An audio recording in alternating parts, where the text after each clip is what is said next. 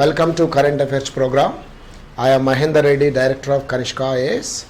త్వరలోనే కనిష్క ఐఏఎస్ మరియు సాక్షి ఎడ్యుకేషన్.com వాళ్ళు కలిసి సంయుక్తంగా ఆన్లైన్ విధానంలో ఈ యొక్క క్లాసెస్ గ్రూప్ 1, గ్రూప్ 2, అదేవిధంగా సబ్ ఇన్స్పెక్టర్ ఆఫ్ పోలీస్ మరియు మిగతా బ్యాంకింగ్, స్టాఫ్ సెలక్షన్ కమిషన్ మొదలైన వాటిని అందించబోతున్నాయి. సో ఇప్పుడు కరెంట్ అఫైర్స్లో ఈరోజు అనగా డిసెంబర్ 8, 2020 వివిధ దినపత్రికలలో వచ్చిన వార్తలు మనం చూద్దాం. అందులో రీజనల్ దాంతో ప్రారంభిద్దాం. ముక్రా కే అనేది రాశాను. ఈ ముక్రా కే అనేది ఏంటంటే తెలంగాణలోని ఆదిలాబాద్ జిల్లాలో ఒక గ్రామం.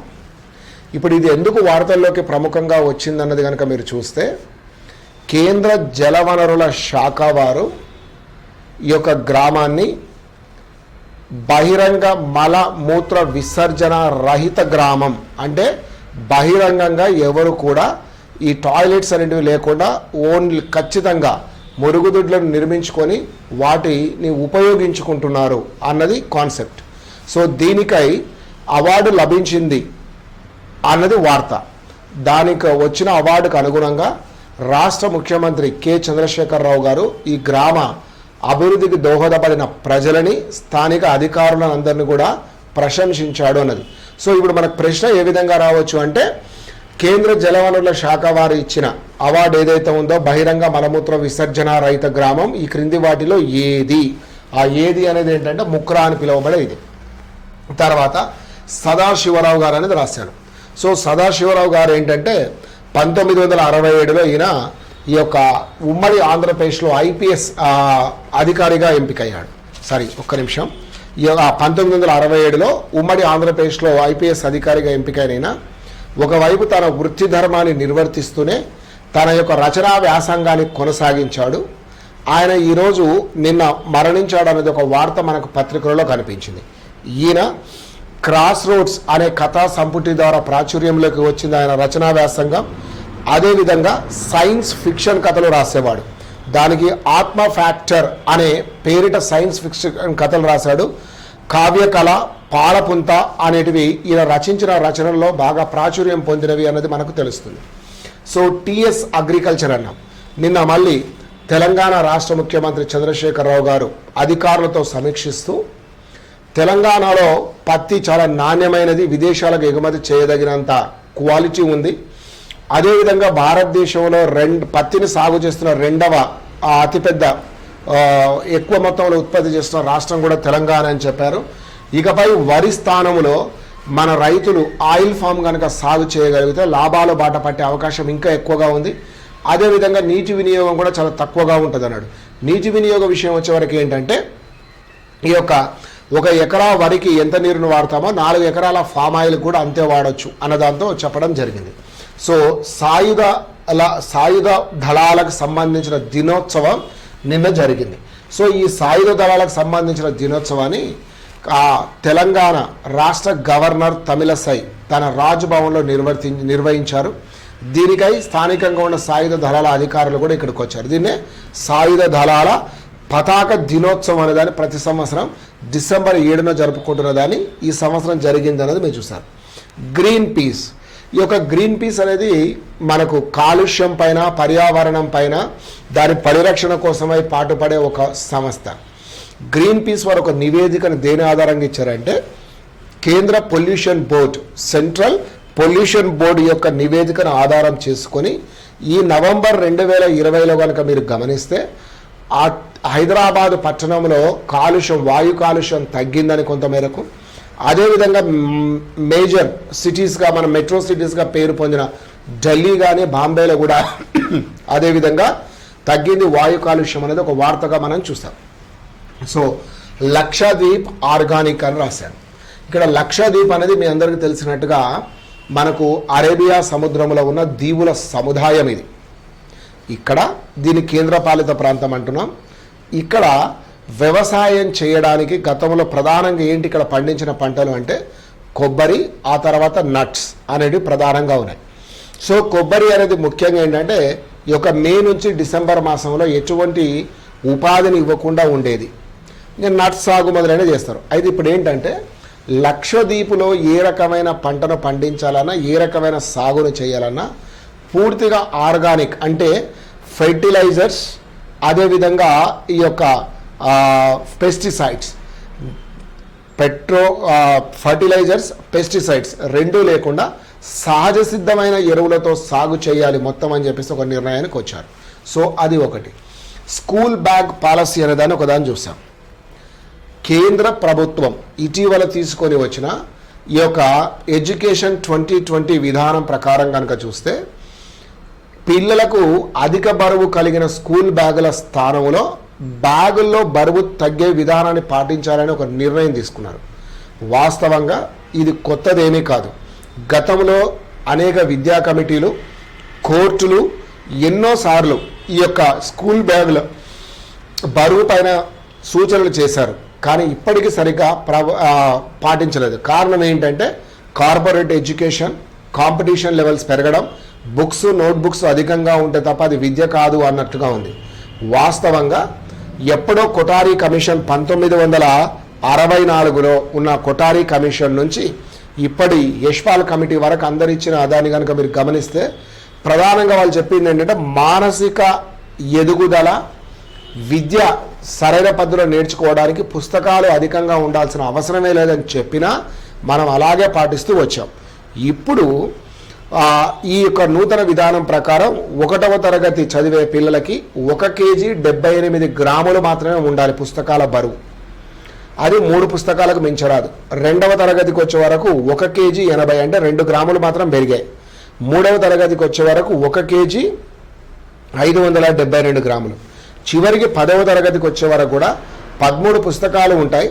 ఆ 13 పుస్తకాల యొక్క బరువు 4 కేజీల 182 గ్రాములు అంటే అరౌండ్ 4 కేజీస్ 200 గ్రామ్స్. అయితే మొత్తంలో కూడా విద్యార్థి బరువు కంటే 10% మాత్రమే ఉండాలి పుస్తకాల యొక్క బరువు అన్నది యొక్క నిబంధనగా మనకు కనిపిస్తుంది. అదేవిధంగా ఆంధ్రప్రదేశ్లో అయితే ప్రతి నెలలో 1-3వ శనివారాలలో స్కూల్ బ్యాగ్ అనే నో బ్యాగ్ డే, ఎటువంటి బ్యాగ్ లేకుండా స్కూల్కు వెళ్ళాలి, సరదాగా చదువుకోవడానికి మాత్రమే అని చెప్పారు. సో లవ్ జిహాద్ అనేది ఒక వార్తగా మనం చూసాం. సో ఇటీవల ఉత్తరప్రదేశ్ ప్రభుత్వం లవ్ జిహాద్ పైన ఒక ఆర్డినెన్స్ తీసుకొచ్చింది.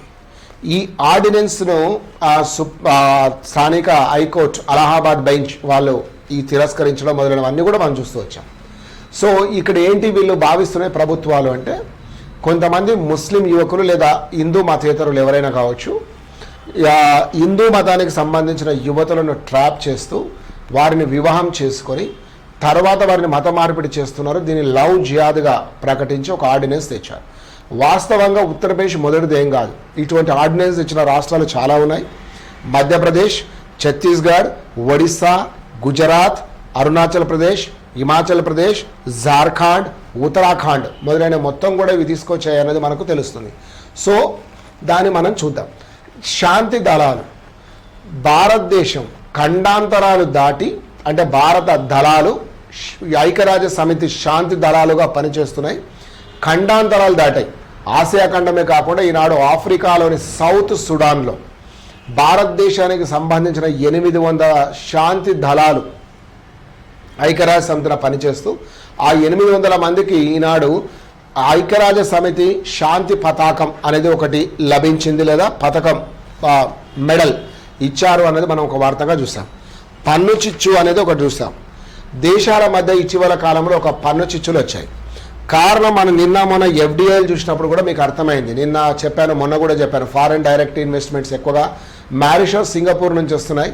మారిషస్, సింగపూర్లో అంత అధికంగా ధనవంతమైన దేశాలు కాకపోయినా, పెట్టుబడిదారులు అక్కడ లేకపోయినా ఆ దేశంలో పన్ను తక్కువగా ఉండడం, అదేవిధంగా భారతదేశంతో పన్ను రహిత ఒప్పందాలు కొన్ని ఉండడం వల్ల అక్కడ పెట్టుబడులు పెట్టి లాభాలు పొందుతున్నారు.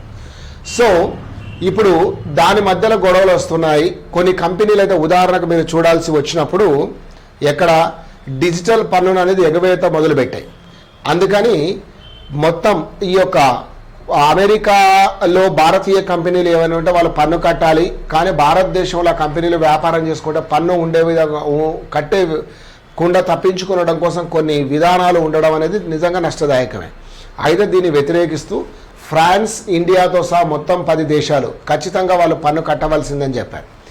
ఉదాహరణగా మీరు తీసుకోవాల్సి వచ్చినప్పుడు యాపిల్ సంస్థ వారు 2016లో ఐర్లాండ్లో కూడా కంపెనీ ఎస్టాబ్లిష్మెంట్ చేసేసి అక్కడ పన్ను రాయితీని పొందాలనుకున్న దానికి యూరోపియన్ కమిషన్ వాళ్ళు దానిపైన 2,000 కోట్ల పన్నును కూడా విధించినట్టుగా మనకు తెలుస్తుంది.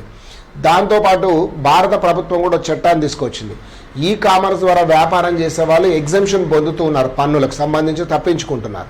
సో వీళ్ళ వ్యాపారంతో పాటు రెగ్యులర్గా పన్ను కట్టే ఎవరైతే చిన్న వ్యాపారులు ఉన్నారో వాళ్ళందరూ కుదేలైపోయారు. దానికని విరుగుడుగా ఏప్రిల్ నుంచే ఈ కామర్స్ వ్యాపారం చేసే వాళ్ళు ఎవరిదైనా 2 కోట్ల కంటే ఎక్కువ టర్న్ ఓవర్ ఉంటే వాళ్ళు ఖచ్చితంగా పన్ను పరిధిలోకి వచ్చి పన్ను కట్టాల్సిందని చెప్పడం జరిగింది.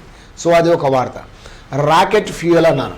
రాకెట్ ఫ్యూయల్ అనేది ఏంటంటే ఈ యొక్క రాకెట్ ఫ్యూయల్, సో మనం అంతరిక్షంలోకి ప్రయోగిస్తున్న అనేక రాకెట్లలో 30% పైగా బరువు యొక్క ఫ్యూయల్స్కు సంబంధించిందే ఉంటుంది. దాన్ని తగ్గించడం కోసం గాంధీనగర్ ఐఐటి విద్యార్థులు ఒక ప్రయత్నం చేశారని, దానికి అనుగుణంగా ఈ యొక్క బరువు అనేది తగ్గిపోతుంది. ఈ యొక్క ఇంధనం అందించడానికి వివిధ లోహాలను లేదా మూలకాలను వాడతారు. వాటిని అడిటిన్స్ అనే పేరుతో కూడా పిలుస్తున్నాం. సో ఇక పైనుంచి అది తగ్గిపోవడం వల్ల మనం ఎక్కువ వేగంగా ప్రయాణించే రాకెట్లు తక్కువ ఇంధనం ఉపయోగించే విధానం అనేది ఒకటి వస్తుంది అన్నాం. ISS అన్నాం. ఇదేంటంటే ఇంటర్నేషనల్ స్పేస్ సెంటర్కి స్పేస్ ఎక్స్ అని పిలువబడే ఈ యొక్క ప్రైవేట్ అంతరిక్ష సంస్థ ఏదైతే ఉందో, ఇటీవల కాలంలో మనం చూసాం స్పేస్ ఎక్స్ వాళ్ళు అంతరిక్ష ప్రయాణాలు లేదా టూరిజం ఒకదాన్ని మొదలుపెట్టారన్నది.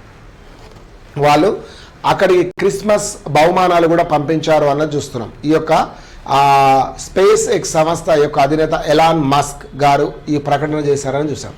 ఠాగూర్ లిటరసీ, రవీంద్రనాథ్ ఠాగూర్ ఈ యొక్క లిటరసీ అవార్డును ఈ సంవత్సరం ఈ యొక్క రాజ్ కుమార్ ఝా గారికి లభించింది. ఈ అవార్డు ఏ పుస్తకానికి లభించిందంటే the city and the sea, the city and the sea సో అనే దానికి లభించింది అన్న చూసాం. నోబెల్ బహుమానాలు ప్రతి సంవత్సరం అట్టహాసంగా జరుగుతాయి ఎక్కడ, ఈ యొక్క స్టాక్ హోమ్ స్వీడన్ రాజధానిలో. కానీ ఈ సంవత్సరం మాత్రం ఈ యొక్క అవార్డులు ఎవరు ఎక్కడ ఉన్నారో అక్కడ మాత్రమే అందజేయబడతాయి అన్నారు. కారణం ఏంటంటే కరోనా వల్ల ఈ యొక్క అట్టహాసంగా లేకపోతే వారందరినీ ఇక్కడికి పిలిపించి అంతర్జాతీయ విమాన నిబంధనలు చాలా ఉన్నాయి కాబట్టి వారు పిలిపించి ఇక్కడ చేయడం ప్రధానోత్సవం అనేది అంత సులభం కాదనే ఉద్దేశంతో ఈ నిర్ణయం తీసుకున్నారని తెలిసింది. మారడోనా కోసం మ్యూజియం. సో మారడోనా కోసం మ్యూజియం ఎవరు అంటే ఈ కొచ్చికి చెందిన వ్యాపారవేత్త అయిన బాబీ చెమ్మనూర్. బాబీ చెమ్మనూర్ గారు నేను ఒక ప్రకటన చేస్తూ 2016లో డిగో మారడోనా గారిని కలిసినప్పుడు ఆయనకు ఒక చిన్న బంగారు, ఆయన ఆకారంలో ఉండే ఒక బంగారు బహుమానాన్ని ఇచ్చాడట, ఒక ప్రతిమ.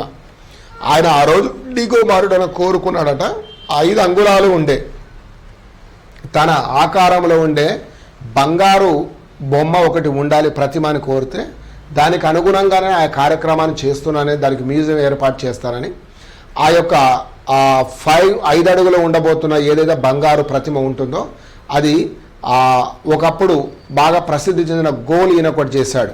దాన్ని ఏమంటామంటే హ్యాండ్ ఆఫ్ గాడ్ గోల్ అనే పేరుతో మనం పిలుస్తున్నాం. ఆయన చేత్తో చేశాడు ఆ గోలు, అది ఎవరూ గమనించలేదు, అది అద్భుతం, మిరాకిల్ అని చెప్పేసి అందరూ కూడా చెప్తారు. అదే ప్రతిమ ఉట్టిపడే విధంగా ఉండాలి అని చెప్పేసి బహుశా ఈ యొక్క మ్యూజియాన్ని కోల్కతా లేదా సౌత్ ఇండియాలో ఎక్కడో ఒక దగ్గర పెడతానని చెప్పేసి ఆ యొక్క బాబీ చెమ్మనూర్ గారు తెలియజేయడం అనేది జరిగింది. తర్వాత ఈ సంవత్సరం బాగా ప్రాచుర్యంలోకి వచ్చిన నినాదం ఏంటి అని అంటే ఈ యొక్క మాస్క్కు సంబంధించిందే. ఏమని, మాస్క్ను ధరించండి అనే నినాదం 2020లో చాలా ప్రాచుర్యంలోకి వచ్చిన ఒక దానిగా మనం నినాదంగా మనం చూస్తున్నాం. So this is current affairs of today. Tomorrow will meet again.